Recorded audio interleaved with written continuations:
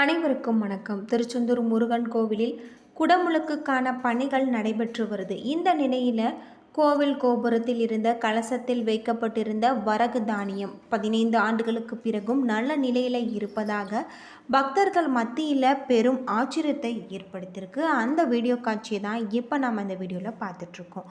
ஒவ்வொரு கோவிலிலுமே 12 ஆண்டுகளுக்கு ஒரு முறை குடமுழுக்கு நடைபெறுவது வழக்கம். அந்த வகையில் கடந்த 2009ஆம் ஆண்டு தூத்துக்குடியின் திருச்செந்தூர் முருகன் கோவிலில் குடமுழுக்கு நடைபெற்றது. இதையடுத்து 2021ஆம் ஆண்டு குடமுழுக்கு நடைபெற்றிருக்க வேண்டும். ஆனால் அப்போது கொரோனா தொற்று காலகட்டம் என்பதால் குடமுழுக்கு நடைபெறவில்லை. இதையடுத்து இதற்கான பணிகள் தீவிரமாக நடைபெற்று வருது. அதை பற்றி தான் இன்றைக்கி நம்ம இந்த வீடியோவில் தெரிஞ்சுக்க போகிறோம். இந்த வீடியோ ரொம்பவே பயனுள்ளதாக இருக்கும். அதனால் வீடியோவை கடைசி வரைக்கும் ஸ்கிப் பண்ணாமல் பாருங்கள். உங்களுக்கு திருச்செந்தூர் முருகன் பிடிக்கும் அப்படின்னா முருகனுக்கு அரோகரா அப்படின்னு சொல்லிட்டு மறக்காமல் கமெண்ட் பண்ணுங்கள். வாங்க வீடியோக்குள்ளே போகலாம். கோவிலில் கோபுரங்களில் உள்ள கலசங்கள் மாற்றும் பணிகள் நடைபெற்ற நிலையில் 137 அடி உயரத்தில் இருந்து கலசத்தில் இருந்து வரகு தானியம் எடுக்கப்பட்டிருந்தது. சுமார் 12 ஆண்டுகளுக்கு பின்னரும் இந்த வரகு அப்படியே இருப்பதாக பணியாளர்கள் கூறியிருக்காங்க. இதை கண்டு பக்தர்கள் ஆச்சரியம் அடைஞ்சிருக்காங்க. கோவில் கலசங்களில் தானியங்கள் வைக்கப்படுவது குறித்து பல்வேறு கருத்துக்கள் நிலவி வருது. குறிப்பாக வறட்சி, போர் உள்ளிட்ட காலங்களில் தானியங்களை மீண்டும் விதைக்கவோ கலசத்தில் தானியம் வைக்கப்பட்டிருப்பது என்று சிலர் கூறுகின்றாங்க. மேலும் சிலர் வெள்ளம் போன்ற காலத்தில் தானியங்கள் பாதுகாப்பாக இருக்கவே கோவில் கலசத்தில் வைக்கப்பட்டிருக்கிறது என்றும், வெள்ளம் ஊர் முழுவதையும் அடித்து விட்டாலும் கலச தானியத்தை எடுத்து விதைப்பு செய்யலாம் என்று கூறுறாங்க. ஆனால் இந்த கருத்துக்கள் தவறானவை என்று ஆய்வாளர்கள் தெரிவிச்சிருக்காங்க. உதாரணமாக, தானியத்தை மீண்டும் பயன்படுத்த வேண்டுமெனில் அது 13% கீழ் ஈரப்பத நிலையில் பாதுகாக்கப்பட வேண்டும் என்றும், அதே ஈரப்பதம் 5%க்கு கீழ் குறைந்துவிட்டால் அதை பயன்படுத்த முடியாது என்று ஆய்வாளர்கள் தெரிவிச்சிருக்காங்க. இந்த நிலையில் திருச்செந்தூரில் இருக்கக்கூடிய வரகு தானியங்கள் மிக அற்புதமான நிலையில் இருப்பதாக தான் தெரிவிச்சிருக்காங்க. மக்களிடையே பெரும் ஆச்சரியத்தை ஏற்படுத்தக்கூடிய ஒரு தகவலாக தான் இருக்குது அப்படின்னு சொல்லப்படுது. பொதுவாக திருச்செந்தூர் கோவிலானது தேவர்கள் தங்களை தொந்தரவு செய்த சூரபத்மனை அழிக்கும்படி சிவபெருமானிடம் முறையிட்டிருக்காங்க. அவர்களது வேண்டுதலை ஏற்ற சிவன் தனது நெற்றி கண்ணில் இருந்து 6 பொறிகளை உண்டாக்கியிருக்காரு. அதிலிருந்து முருகப்பெருமான் தோன்றியிருக்காரு.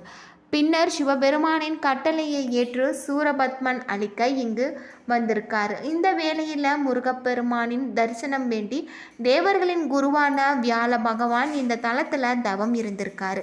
அவருக்கு காட்சி தந்த முருகப்பெருமான் இந்த இடத்துல தங்கியிருக்காரு. அவர் மூலமாக அசுரர்களின் வரலாற்று தெரிந்து கொண்டிருக்காங்க. அப்போது தனது படைத்தளபதியான வீரபாகுவ சூரபத்மனுடன் தூது அனுப்பியிருக்காங்க. அவன் கேட்கவில்லை. பின்னர் முருகன் தனது படைகளுடன் சென்று அவனை வதம் செஞ்சிருக்காரு. வியாழ பகவான் முருகப்பெருமானிடம் தனக்கு காட்சி தந்து இந்த இடத்துல எழுந்தருளும்படி வேண்டியிருக்காங்க.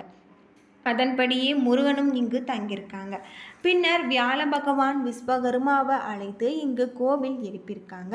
முருகன் சூரனை வெற்றி பெற்றதால் ஆட்கொண்டதால் இவர் ஜெயந்திநாதர் என்று அழைக்கப்பட்டிருக்காங்க. பிற்காலத்தில் இந்த பெயரே செந்தில்நாதர் என மருவியிருக்கு அப்படின்னு சொல்லப்படுது.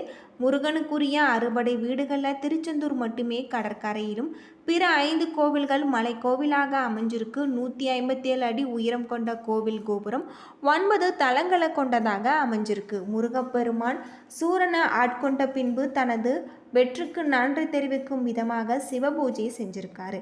இந்த கோலத்திலேயே முருகன் வலக்கையில் தாமரை மலருடன் அருள் இருக்காரு. தலையில் சிவயோகி போல ஜடாமகுடம் தரித்திருக்காரு. இவருக்கு இடது பின்புறம் சுவற்றில் ஒரு லிங்கம் இருக்கு. இவருக்கு முதல் தீபாரதனை காட்டிய பின்பு முருகனுக்கு தீபாரதனை நடக்கும். சண்முகர் சன்னதியில் சுவாமிக்கு பின்புறம் லிங்கம் இருக்கு.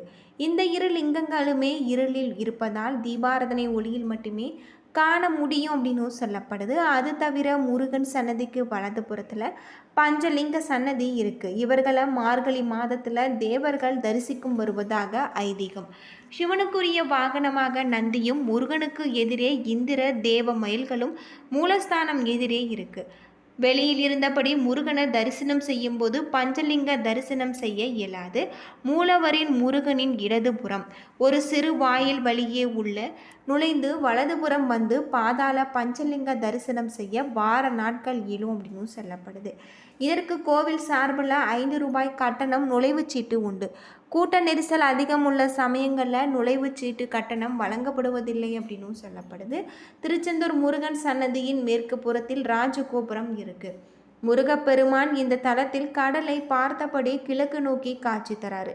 பிரதான கோவில் கோபுரம் சுவாமிக்கு எதிரே, அதாவது கிழக்கு திசையில தான் அமைந்திருக்க வேண்டும். ஆனால் இப்பகுதியில் கடல் இருப்பதால் மேற்கில் கோபுரம் கட்டப்பட்டிருக்கு. முருகன் மூலஸ்தானத்தின் பீடத்தை விட கோவில் கோபுர வாசல் உயரமாக இருப்பதால் எப்பொழுதுமே அடைக்கப்பட்டு தான் இருக்கும்.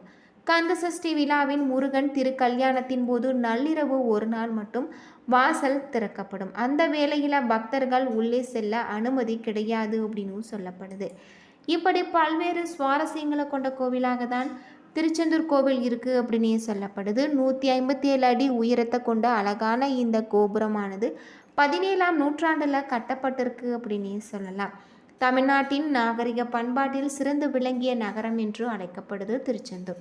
திருச்செந்தூர அலைவாய், திருச்சீர அலைவாய், வெற்றி நகர், விஜயசேந்திரம், அலைவாய் சேரல், சிந்துபுரம் என பல பெயர்களில் அழைக்கப்படுது. இந்த திருச்செந்தூர் முருகன் கோவில் மன்னார் வளைகுடாவின் கடற்கரை பகுதியில் அமைஞ்சிருப்பதால் அலைவாய் என்றும், திரு என்னும் அடைமொழி பெற்றிருப்பதால் திருச்சீர அலைவாய் என்று பாடல்களில் சிறப்பாக புகழப்பெற்றிருக்கு அப்படின்னே சொல்லலாம். ராஜகோபுரம் வாசல் ஆண்டு முழுவதும் அடைக்கப்பட்டு தான் இருக்கும். இந்த ராஜகோபுரம் எப்போது திறக்கப்படும் என்றால் சூரசம்ஹாரம் முடிந்த பிறகு தெய்வானை திருமண நாட்களில் மட்டுமே இந்த ராஜகோபுரம் திறக்கப்படும். கோவிலில் அமைஞ்சிருக்கக்கூடிய சண்முக விலாச மண்டபம் 120 அடியை கொண்டிருக்கிறது. 60 அடி அகலத்தையும் 124 தூண்களையும் கொண்டிருக்கு அப்படின்னே சொல்லலாம். திருச்செந்தூர் கோவிலில் உச்சிக்கால பூஜைகள் முடிந்த பின்னர் மணி ஒலிக்கப்படும். ஆலயத்தின் மணியானது 100 கிலோ எடைகளை கொண்டிருக்கு. இந்த ஆலய மணி கோவில் கோபுரத்தின் 9வது அறையில் வைக்கப்பட்டு இருக்கு. கோவில் எதிரில் 2 மைல்களும் ஒரு நந்தி பகவான் சிலையும் அமைக்கப்பட்டு இருக்கு. 2 மைல்களில் முதல் மைலானது இந்திரனும், 2வது சூரபத்மன், 3வது பஞ்சலிங்கங்களின் வாகனமான நந்தி பெருமாள். திருச்செந்தூரில் 2 கடவுள்கள் அருள்பாலித்து கொண்டிருக்காங்க. முழு முதல் கடவுளான சண்முகர், 2ஆம் கடவுளான பாலசுப்பிரமணிய சுவாமி என 2 கடவுள்கள் அருள் தந்து கொண்டிருக்காங்க. திருச்செந்தூரில் இருக்கக்கூடிய பாலசுப்பிரமணிய சுவாமிக்கு பூஜைகள் செய்த பின்னர் தினமும் வெண்ணிற ஆடையை சாற்றாங்க. சண்முகருக்கு பச்சை நிறம் கொண்ட ஆடைகளை அணிவித்து வரதாக சொல்லப்படுது. திருச்செந்தூர் முருகன் கோவிலில் 4 உற்சவர்கள் இருக்காங்க அப்படின்னு சொல்லப்படுது. இந்த கோவிலில் சூரசம்ஹாரம் முடிந்த பிறகு தாமரை மலர வைத்து சிவபூஜை செஞ்சிருக்காரு. இன்றுமே முருகனின் வலது கையில் தாமரை மலர் வீற்றிருக்கும். உச்சிக்கால பூஜைகள் முடிந்த பின்னர் ஒரு பாத்திரத்தில் பால் உணவு எடுத்துக்கொண்டு மூலத்தாளத்துடன் திருச்செந்தூர் முருகன் கோவில் அமைஞ்சிருக்கக்கூடிய கடற்கரையில் இந்த பால் அன்னத்தினை கரைத்து விடுவாங்க. இதற்கு கங்கா பூஜை என்ற பெயரால் அழைக்கப்படுது அப்படின்னே சொல்லப்படுது. முருகனுக்கு சிறுபருப்பு கஞ்சி, பால்கோவா, வடை, சுயன், தேன்குழல், அதிரசம் போன்றவை மிக பிடித்தமான உணவு அப்படின்னே சொல்லலாம். கோவில் தங்கத்தேரில் அறுகோண வடிவத்தில் முருகன் சிலை அமைக்கப்பட்டு இருக்கு. திருச்செந்தூரானது ஆதி காலத்தில் மணற்குன்றுகள் உடையதாக அமைஞ்சிருக்கு. இந்த மணற்குன்றுகள் நாளடைவில் ஆலயத்தின் பிரகாரமாக மாறிவிட்டது அப்படின்னே சொல்லலாம். என்ன நண்பர்களே, இந்த வீடியோ உங்களுக்கு பயனுள்ள தகவலை தந்திருக்கும்னு நினைக்கிறேன். வீடியோ பிடிச்சிருந்தால் லைக் பண்ணுங்கள், ஷேர் பண்ணுங்கள், கமெண்ட் பண்ணுங்கள். இது போல் தகவலை தெரிஞ்சுக்க நம்ம சேனலை மறக்காமல் சப்ஸ்கிரைப் பண்ணுங்கள். நன்றி நண்பர்களே.